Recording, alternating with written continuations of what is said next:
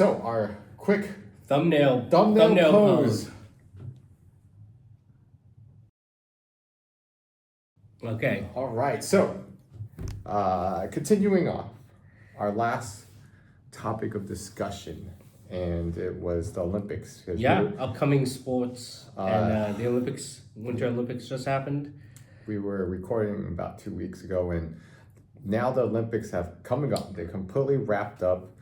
And I will tell you this, that I'm a huge sucker for Team USA. Like when it comes to like country, like pride and all that, the Olympics is when I go, oh, I feel proud to be an American. All in. It's just like there's something about, I'm especially America, because our population is so diverse, and there is not too many things that you can well, first, like, it's 50 states. There's people, even within America, even if you're just a plain old American, it means a different thing in different states, in different regions. And then on top of that, you have different ethnicity, race, and all that, family background. And so when it comes time to the Olympics, it's like the one rallying thing. The one thing in common that we all can just bring people together. At least I believe in that. I truly believe in the power of sports and that ability. So I was super hyped for Team USA ice hockey, men's and women's. And when they pulled off their victories, it was just like, it just felt so good to be an American. Did you catch any of the Olympics? Did you catch any of the coverage? You know, I always, after the fact, I tell you this with like sports, like a lot of sports teams, I felt like I'm a OG New York Knicks fan, and being an OG New York Knicks, you get used to losing a lot. So when they make it into like the postseason and I don't watch. I purposely don't watch my baseball team, whatever team. I don't watch. I like to watch after, like highlights after. So a lot of the times when I caught up on the Olympics, it was more highlights, hearing it on the radio and whatnot. And actually, like when I heard the women won the ice hockey gold for ice hockey, I actually thought the men already won the gold ice hockey. So when I heard the men pulled up this tremendous upset and it was a big deal, I was like, oh, I thought we had won. I thought we had already won. So it was like I had a double take moment. It was like deja vu. It was like so crazy, but yeah, like you said, it's amazing. Like you know, there's only obviously there's like less competitions in the Winter Olympics, so it's like it feels like each one is like that much more important. Like gold is like, you know, whatever is like, you know, going down, like things that I knew nothing about, like curling, like we mentioned, it's like all of a sudden you become like an expert because you start studying up and whatnot. So yeah, there was a lot of excitement, a lot of drama, a lot of great stories. Like the female ice skater who came out of retirement and won, and was expected to do well, but was it expected to do gold, and like did a near perfect routine. And then, like you said, the women's ice hockey, men's ice hockey, phenomenal, amazing. I mean, what was your key takeaways from this year's Winter Olympics? So here's always tough. Like even before the time difference, that was probably one of the like hype killers, or just like it just killed the vibes, because the time difference, I don't remember exactly, but I believe it's probably like 12 hours, probably 10 to 12 hours ahead of us. So the coverage is kind of off, right? Right. Because your NBC is trying to line up the primetime slots. And then before they can get to primetime for in the United States, the event's already over. The news is already breaking, especially with internet. Social media, you're going to hear about it. So in that respect, it's not as exciting as if it was closer to our time zone, where you can watch it on television. Live. You have to like chase it on Peacock, chase it on NBC, and try to, if you're trying, you can watch it live, but it's just inconvenient. It's at like morning, early morning hours, so that made it a little hard to follow. So generally, I just like you find out about some of the events and the results afterwards. So that was like a damper on the excitement a bit, and then um, the sports are there's less, and but they're just as exciting in a way, in a different way, because I think Winter Olympics and doing sports in the cold is a whole nother level. Summer Olympics, yeah, they're just its own challenges and difficulties, but when you have to do something in the snow, those are the ones who are like by default just standing out there, even though you got layers on, it's like you're freezing your butt off. And then you have to perform and do some of these, like the jumps, the when they go as fast as a car.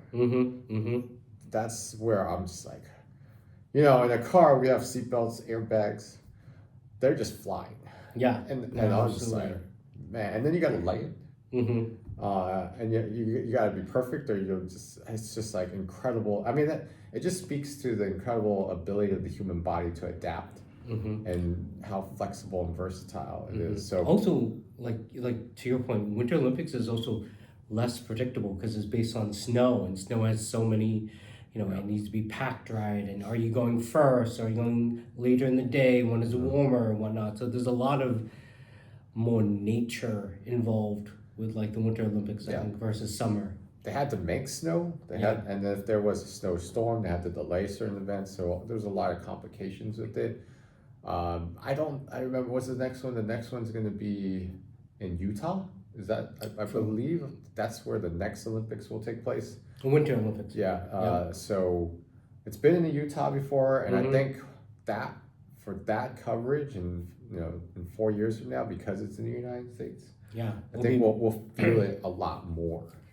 Yeah, that's a great point. And, we're very lucky we have the Summer Olympics coming. So it's like, in 2 years. Oh so my gosh. It's we are very LA 2028. Yeah, we're very, and then we also have World Cup, right? Like we mentioned, so it's like we're very blessed. I mean, we had the Super Bowl. Unfortunately, Super Bowl was not 49ers, but we had that. That just in our time zones. And, exactly.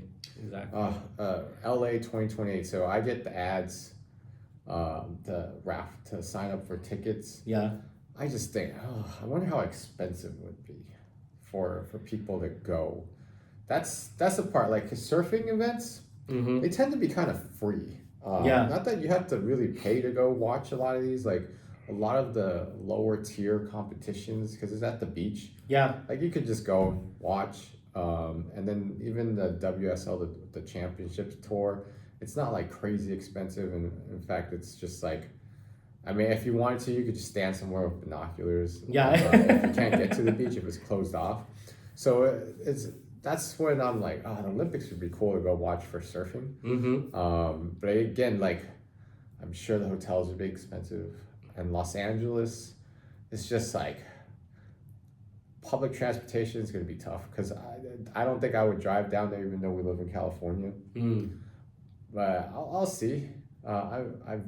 We'll see what the world is like at that point, and if they built infrastructure and what it looks like. Because I mean, when United States hosts an Olympics, it's generally, we show up. We show up for sports like beach volleyball. It's a party, and if it's really like an Olympic Village vibe where you can just roam around and walk around, and you just like, that would be great. I think that would be a lot of fun. I would try to go once in my lifetime just to feel like the energy. Yeah, go for same with World Cup. Is like my idea was like, go to some qualifying group game just to say you went. Doesn't need to be like the finals or anything, but just to say you've gone, and since it's local, go and watch like Messi play, or one of the old legends. Well, they're old now. But that's what I would do if they're still playing for their country. I'll show up just to see those people play, because they're so good. They're like the Michael Jordan of soccer, right? So, I think like when Michael Jordan had his Wizard years, it's like people just went to see him play. No, absolutely. Regardless, and that's kind of how I feel once we get to the group stage. Yeah, I mean, even that's the same with like LeBron like Lakers tickets. Like people just want to see LeBron because he's also kind of getting towards his retirement age, and even Steph Curry in a way That's is also exactly. That's why I would go to Warriors games if they were cheap, but they're not cheap. Going to the Chase Center is not cheap. They know there's star power there, and it's fun to watch them play basketball. All right, so that's kind of the Olympics. Continuing our discussion from last week. So what have you been up to, Jason? What have you been up to? Yeah. So we had President's Day weekend. President's Day weekend, and for President's Day weekend, it was also like my son's it was after my son's birthday. So for him, we did kind of a late celebration. He turned 11, so we went to the San Francisco Manteca Great Wolf Lodge, which, if you don't know, it's kind of like a water theme park, like water park, and a hotel. And you stay at the hotel at night, and as part of that, you get wristbands. And since it's cold, it's an indoor water park, slides, like playgrounds, like water playgrounds. And it was great because it's always at 80 degrees. It wasn't too busy. I think it got busier later in the week. We went like Monday, stayed over, and then we got to do swimming Monday, and then you got to swim Tuesday. Okay. But it was packed. It was packed in terms of like our schedule because we got to get there. Okay. But was it too busy? We were able to get a chair, and basically what it was like my wife was there. We got there. We weren't able to check in till later.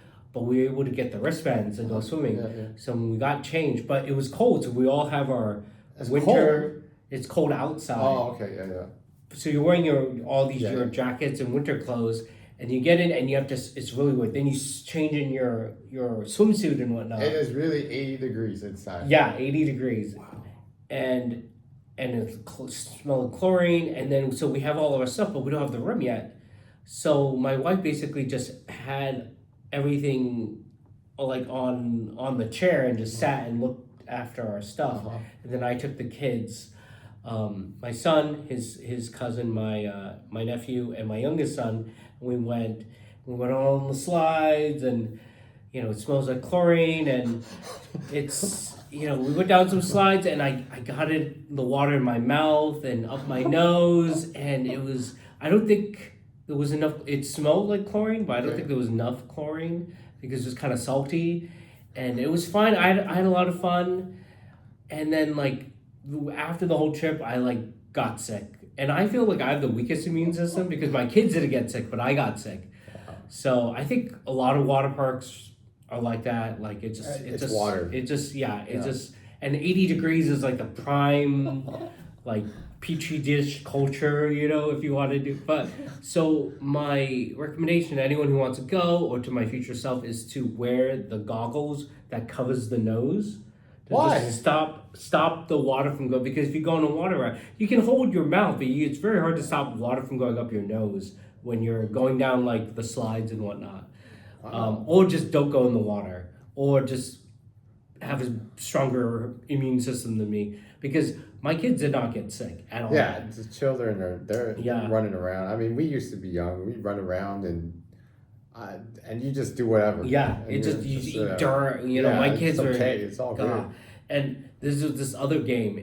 It's called Magic Quest. And I read about their scavenger hunt. Yes, that's exactly what it is. So there's things throughout the kind of hotel lobby area, and you get a wand. Let's say this is the wand, and there's a battery, and you point it. It's like point and click. Yeah. The game. And you point it, and it's like a scavenger hunt / you go to these displays, and you point at it, and it reads it, and it goes, oh, you need to save the shimmering tree, collect XYZ, and you go out and you collect it, and you come back, oh, you've unlocked this rune, and you take the rune and you go to a different place, and you kind of play a mini game, and you beat a boss. You beat a boss? Yeah. It's but the thing is, what I didn't realize is sometimes the touch screens, which everyone's touching, some of them don't work. So you're not. So you have to go to a different one that you can teleport your game to one that works, and then you can play. But it took me a long time. Well, it took my kids and myself a long time. My kids were playing, but we beat the game. I stayed up till 11 p.m. playing this game, point and click. All day.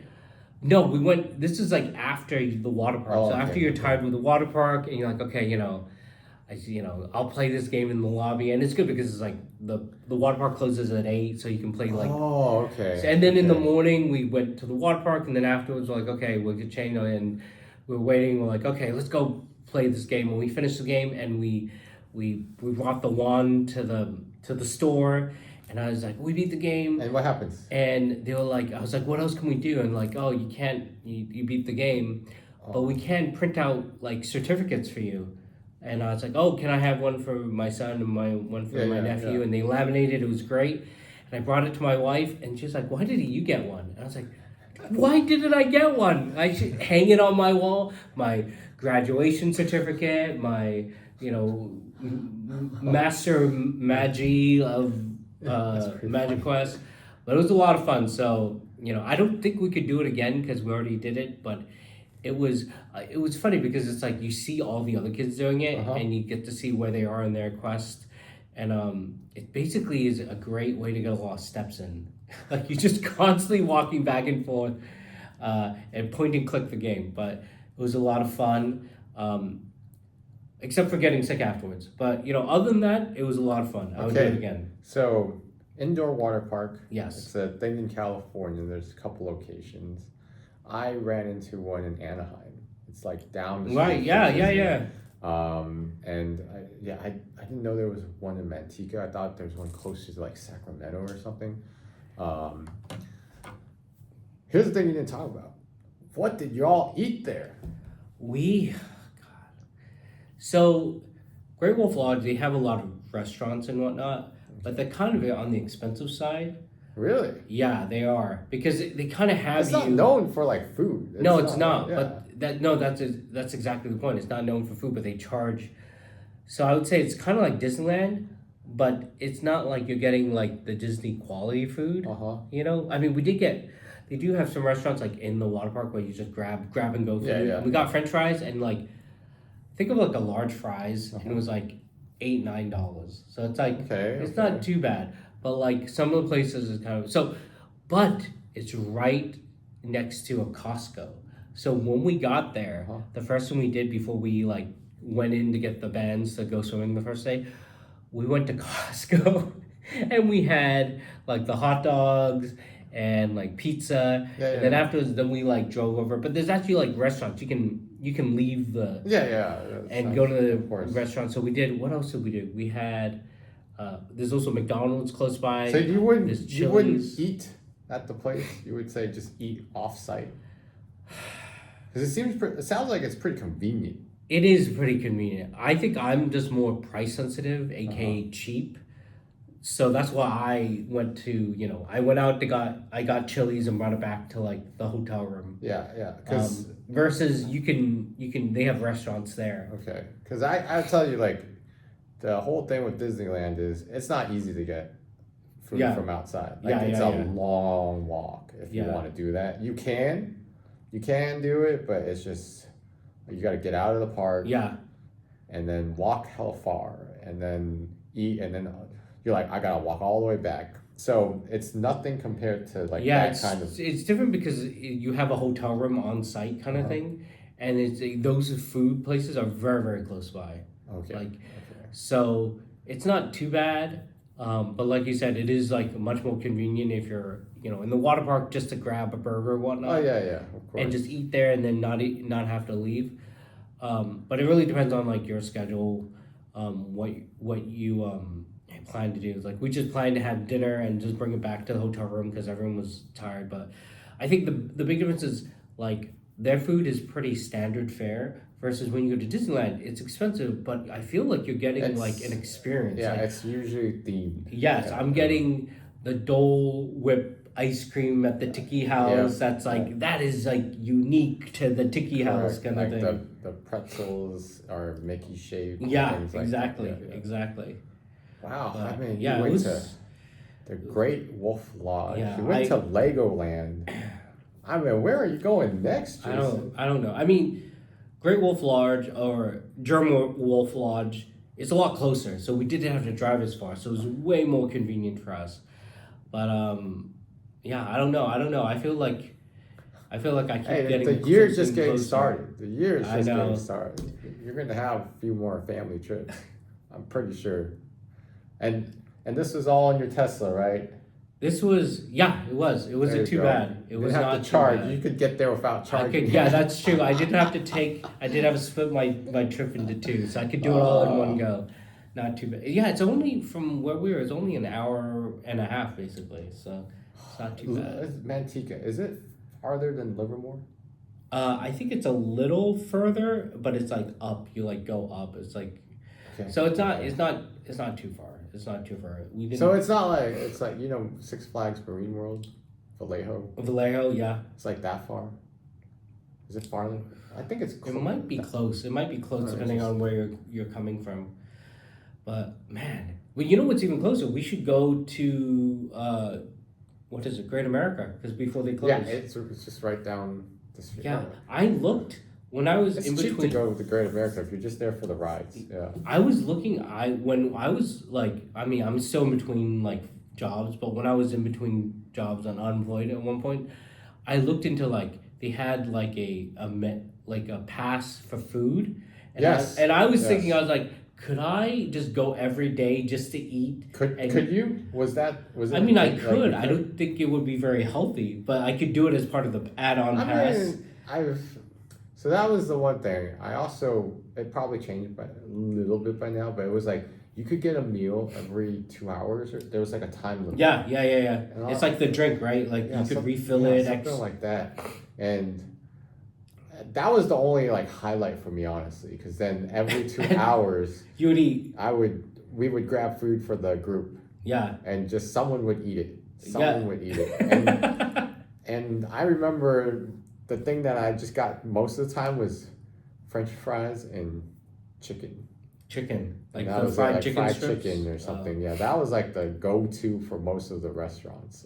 Oh, nice. But it worked out. It was actually, value-wise, it's totally fine. If you're gonna pretty much snack every few hours and you start early in the day in the park. I mean, That was like how you were min-maxing. You figured out the French fries and the fried chicken were the way to go. yeah, it's always kind of weird to me thinking about Great America because working there for a few seasons. Oh, you worked there. Yeah, and What did you do at Great America? So I was a ride supervisor. Like you start off as a ride operator, the associate, the lower team associate, and then you get to be a lead, like a trainer. Yeah. And then after that, you get to be a supervisor. I stopped at supervisor because after that, you become an area manager. Wow. And I think area managers are generally like full-time.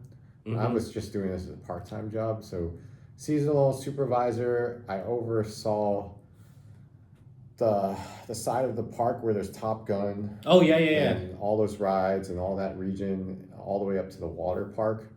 That was my area, and you just train, you train people, this is how I learned early on in 17, 18, shifts, time and wage, you have to give people certain lunches after they work X amount of hours, and they have to have breaks, and then how to do coverage and balance the labor and all this. So I learned management skills extremely early just by being thrown into it. Right. And then I just had an affinity for it, business and management, or business management, I guess. I'd always thought could get a business degree if I was really motivated by money. But I'm just not. It's fun to do. But as much as I need money, I'm not that finance bro or that kind of investor type of mindset where I need to min-max my money, I guess, in a way where... But you can min-max the lunch, free food plan. Get the most bang for my dollar, but I'm not about that kind of business finance life. It's a little too much for me. I feel like I'd rather just live and just enjoy other things. And that's why I ended up studying English instead of going to business or something related to that. But okay. Legoland. Yeah. Great. Well, let's Dude. Well, don't tell us what the third spot is. Don't even give us a hint of what you're thinking about. Let us discover it as it happens. Okay, yeah, sounds good. I'm very Sounds curious. good. So what did you do for your President's Day weekend that just Oh passed? man, I believe that it was such a waste. It was like a rainy weekend. Mm-hmm. So I was only able to get out to surf a couple times. And then once it just started storming. Yeah.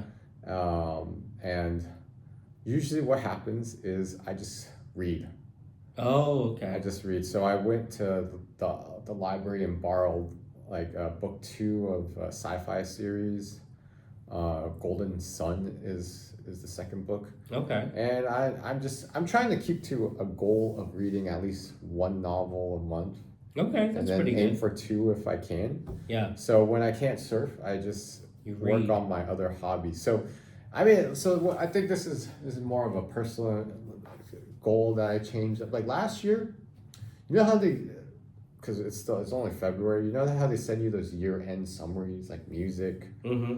games, how many hours you played, how Yeah. many hours of music, and now they do it with like how many things you watch, right? And I was like, oh yeah, this is kind of useful. And then when I looked at all those hours spent, Yeah. I was like, okay, I need to reallocate the hours. I spent too many hours playing video games Mm-hmm. that I felt when I look back. I think this is just probably with age. Like God, like video games are such a waste of time at my age. Mm. There are things you can learn. There are things you can, eye-hand coordination and stuff. Yeah, that's great, but you don't need 1,000 hours because you're not 1,000 hours doing eye-hand coordination exercise. Mm-hmm. You're just, that's when I was like, oh, such a waste. Interesting. I Is it could be because more productive, or at least spend my time invested in other things that have a bigger payoff? Mm. And I'm not saying like video games are evil or bad or anything. There's a time and place for, I think, the casual person. And I think that's where I'm trying to reallocate those hours. Instead of devoting so much time into it, Mm-hmm. I'd rather scale back and take like those hours and use it to learn something. Mm. I think that's the biggest difference is for me is it doesn't have to be 1,000 hours this year. Maybe I could play maybe 100 hours worth of games Mm-hmm. or something, because I think as a medium it's fine. You just want to relax and you don't want to think too much. You want to just enjoy. Great. But once it became that obsession, or at least like all my free times being filled with games for a certain, and there are those, I won't put it like, there's certain games you just love, right? Mm-hmm. That you're just like, when Final Fantasy releases their new hit, or the next Witcher, Mm-hmm. or what, Grand Theft Auto, everyone Yeah, and wants to Grand Theft dive Auto in, is right? a huge thing. People want to jump in and play as much as they can, and for me, I think that my natural, in my 40s now, I just feel like, I'm all right. I think I'll pass on this. I'd rather do something more enriching in my life going forward, like cooking, Mm-hmm. or learning a language, or just something that's just going to give me a bit more value than. Like a return on investment, like a skill. So you're investing Yeah, it's to kind learn of a like, skill versus just, relaxing. Or, that's the way to put it. I think if it also changes, right? Because in my 20s I value different things, 30s I value, and now that I'm going like 40s and onwards, Mm-hmm. I also value other things. Like I value us just talking. I was really looking forward to this, just speaking with you today, because it's been like a long week not a long, I mean the week's the same, but there's just so much heavy lifting at work, Mm-hmm. and I was just like, oh, it's just good to like speak with somebody that's not, I mean, we used to work together, but Right. It's not currently. yeah, just not just work. involved in that, and don't have to bring that baggage into it, and things like that. So I was really looking forward to, like, this is kind of my, not escape, but my other passion, that is just like relationships and building those relationships, and that it's not, and we're not making money. We're just spending our time Definitely not and making just money. talking and building a relationship with each other, with an audience, with whoever, and that itself is very rewarding at my age. At 40 onwards, I feel like if I do this for the next 10 years, just meeting people, just talking to people, Mm-hmm. I feel very fulfilled. Versus I'm just sit there with a controller playing a video game by myself, Mm-hmm. or with online friends or with online unknown random people. But granted, I will give the caveat that the young people, they don't view games the same way. Um, so Fortnite, Roblox, and Minecraft, and these Yeah, communities. they're all online games. Very little buying a physical game Yep. anymore. And Yep. it's all going to PC, it's all going to mobile. Yep. My son plays, God, I forget. It's the same Supercell, they do Clash of Clans, but they Yeah, have a yeah. MOBA, and he's really into that, and so it's all going digital now. Yeah. So it's very, except for Pokemon trading card games. Yeah, Pokemon cards, everyone's I'm gone not, crazy. well, let's save that for the last topic we'll talk about. But Okay. the one thing I want to talk about, like the change in gaming for us growing up, like we used to play these. They're disconnected, right? They're not online. Mm-hmm. They're just games you play for the story or it's contained experience. There's no patches or updates. You just play it and finish it, right? Yeah, if it's a bug, it's a feature. Yeah, it's there. It's part of the game. But nowadays, gaming worlds are the realm in which young people socialize in. Mm-hmm. And the game exists in like the background. It's more like a platform. Right. It's no longer the main focus is, hey guys, let's play this game together and beat it. It's more, hey guys, let's jump on Fortnite and just hang out. Yeah. And it just is a absolutely. platform to hang out. And we call it gaming, but I don't think it's gaming. It's more like going to like Starbucks and meeting up with your friends or going to the park. It's like the digital equivalent of going to the mall and hanging out. Yes, that's the perfect analogy. And that's why these gaming worlds have such a following. Like they just see it as, hey, I just want to hang out, just chat in our chat room in Fortnite or whatever, and that's it. And we got funny skins and these things that go with it, and it's like they get to personalize their appearance and their avatar. So the metaverse that Facebook was trying to build, it already existed. Right. For these young kids, it's Roblox and Fortnite, Minecraft, and these worlds. So that's how these digital worlds are so different and they lump it all as part of gaming, but I think it's really a subsection or it's its own digital world. Yeah, I mean, you bring up a good point. Roblox is definitely like a platform. There's different experiences, but I think that makes a lot of sense in the context of like everything's on demand. YouTube is on demand. People are not watching like TVs. Like, oh my gosh, when we were kids, I'm watching YouTube now, not even watching TV. Yeah, but like when we were kids, which means we're on this. We're on YouTube. You watch Saturday morning cartoons or Sunday morning cartoons, weekend cartoons, and you tell your friends, and that was how you, bonded, over the latest, episode of Transformers or Teenage Mutant Ninja Turtles and whatnot. And then that's how ads were served. That was on TV. But now it's like video games, and like I played a Seal of Brainrot with my kids on Roblox. Oh my gosh! Yeah, I know that's a funny name. Yeah, they have these events, and they had like Bruno Mars did like a little concert, and we all logged in, and it was an event.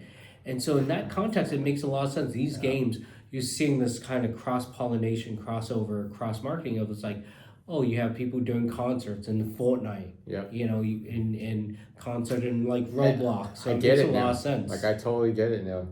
It took me a bit of time, but once I opened up my mind and try to understand so-called gaming, they just labeled it wrong. It's not really gaming. It's just like where we go hang out. Yeah, that's really like socializing. Yeah, definitely. And I want to revisit the point when you said Pokemon. Okay, so for the longest time, you and I we know trading card games. We know these things, and you were previously in the Magic the Gathering. I was really big into Magic and all that. I sold all my whole thing collection. So Pokemon, when you mentioned that, okay, I get it now too. I get it. I completely get it. Okay, so right now as we're recording, this is the week of Pokemon 30th anniversary announcement. Yes. Okay, they're also dropping this week like the Ascended Heroes booster. I mean that's how you can date this episode. they're dropping that, and Did you pre-order? no, I just kept up because it Yeah. popped into my news feed, and then I just randomly got interested in trying to understand what the hype is, what's behind all this, and then the community aspect, because this is the one thing about Pokemon. People collect it not to play the game. Mm-hmm. That part always struck me as odd because coming from different TCGs, you usually collect it for the power in the meta, the competitive nature of a card game. Mm-hmm. But for Pokemon, it was like people just collect it just to collect it because they either like the art or they have an emotional connection to the Pokemon, the character. Yeah, absolutely. And that's it. The abilities, most of that stuff doesn't even matter.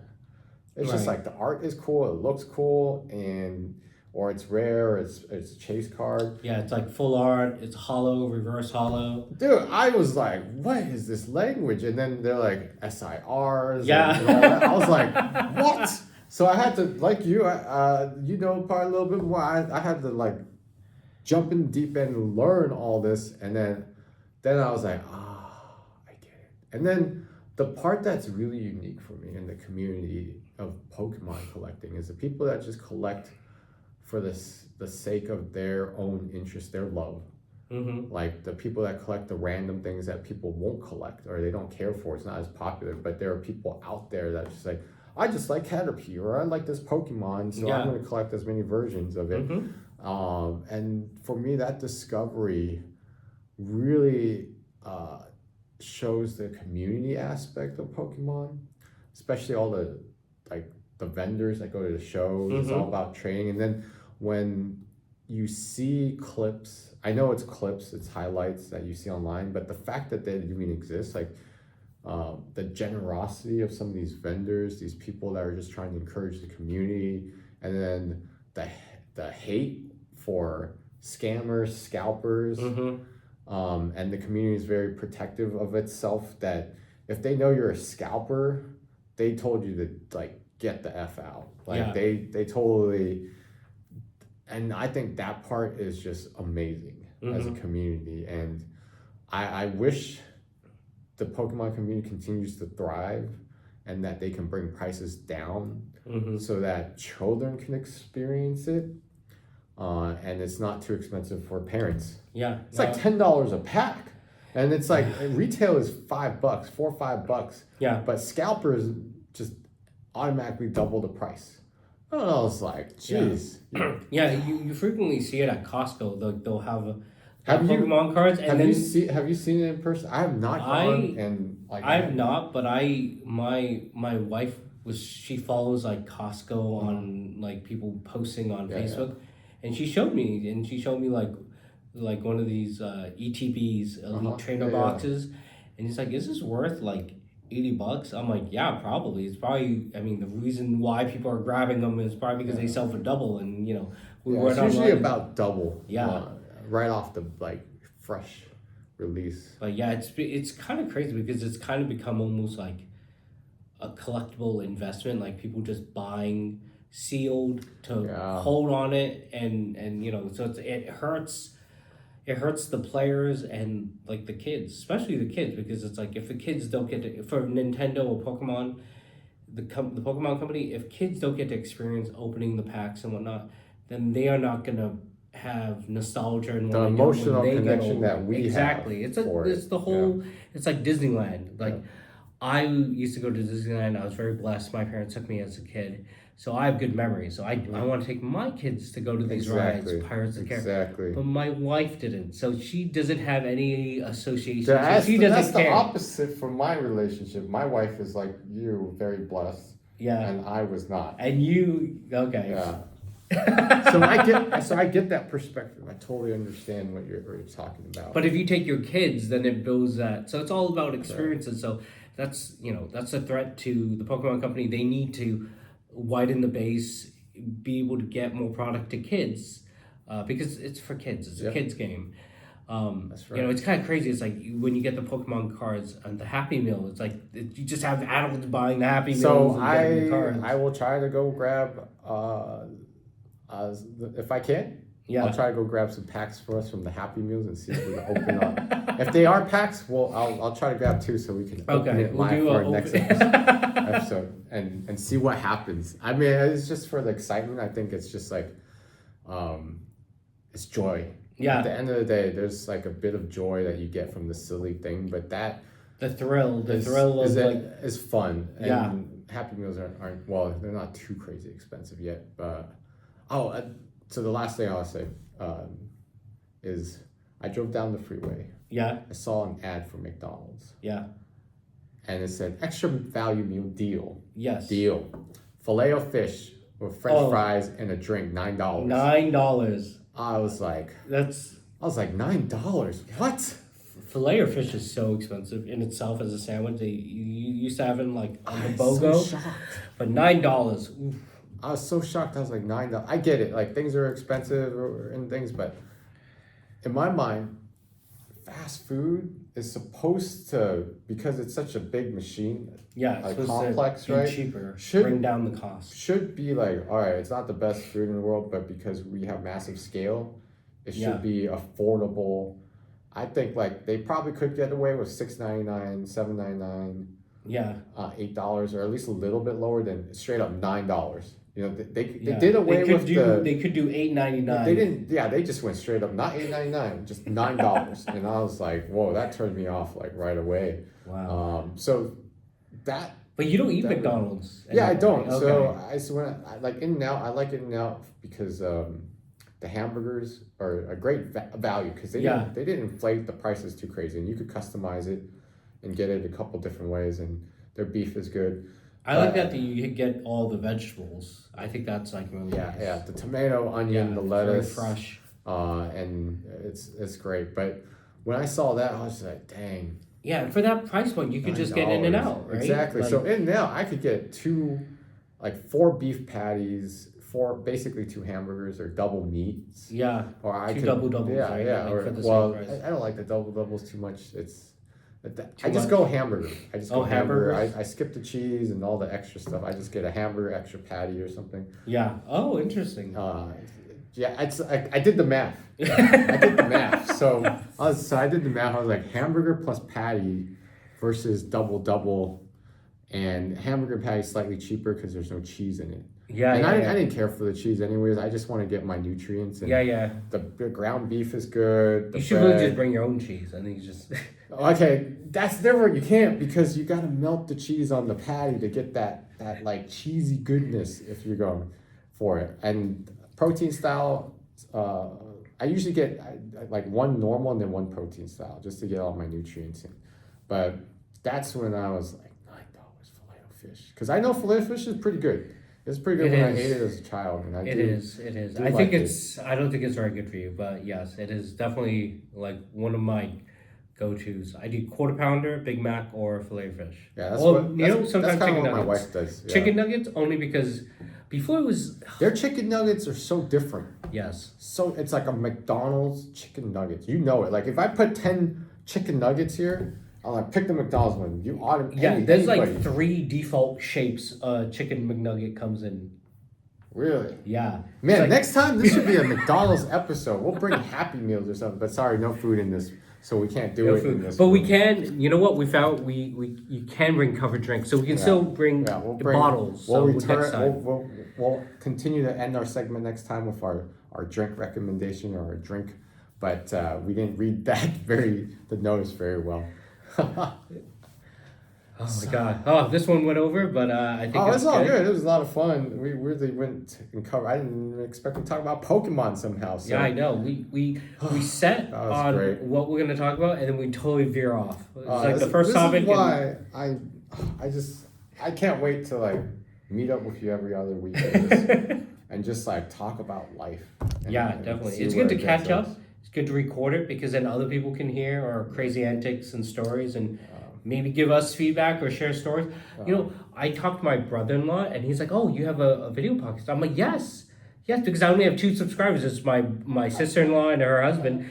And my brother-in-law said, "Oh yeah." And I was like, "Did you watch it?" He's like, "No, I had AI summarize it and I read it." And I was like, "Oh, for real?" Yeah, he used AI to summarize it. because he brought up the sweet tomato episode. And he's like, yeah, so you got your refund over COVID. And I was like, yes, exactly. So if I tell my stories on these things, like maybe That's pretty cool. friends and relatives will be like, oh, they feel like they're talking to us. Yeah, like you they're know, catching sharing up with you a stories. bit. Exactly. So I think AI in that sense is totally fine. It's that stuff. It's like automation. It's not. It's a summary. It's fine. But I don't need AI to be cooking my burgers or doing stuff like that. I mean, I'll leave that to a human. I think there's a little bit more to cooking a hamburger that a robot just can't quite get flipping. But I think the last thing that I will end on today is my drink recommendation. So last week for me was the poppy drinks. Yeah. Today is the Sanyo, Sanyo, I think. It's Asian inspired sparkling beverages. So Oh, think of it like Asian LaCroix. Oh. If you ever see it. I've been drinking it this past week because my wife bought some, and it's got a little bit of calories to give it some more flavor and sweetness to it. But it's got some unique flavors. Oh, interesting. And it's pretty good. So What's your favorite check it out. flavor so far?